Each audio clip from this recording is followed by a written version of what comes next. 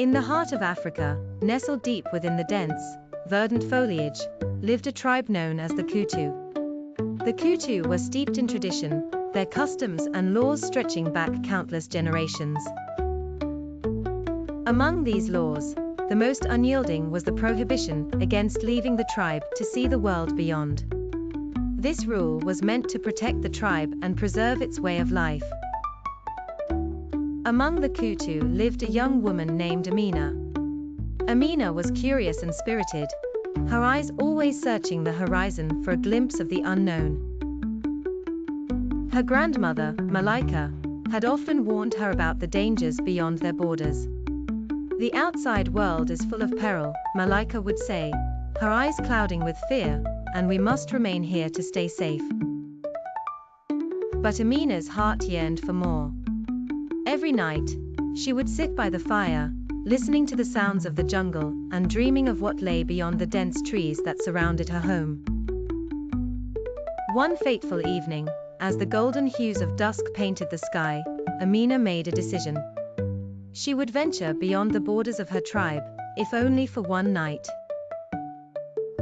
She wanted to see the stars from a new vantage point, to breathe air untainted by the familiar sense of home.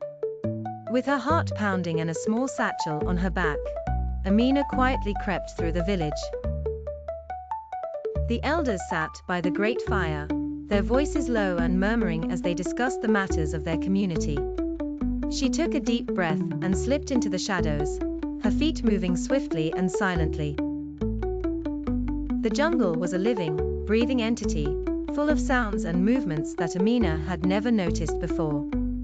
The deeper she went, the more her heart raced with excitement and fear. It wasn't long before she found herself at the edge of a cliff, the forest sprawling out beneath her like an endless sea of green. She stood there breathless, soaking in the vast expanse of the world beyond. The night sky stretched out above her, studded with stars that seemed so much closer now. In that moment, Amina felt a surge of exhilaration and freedom.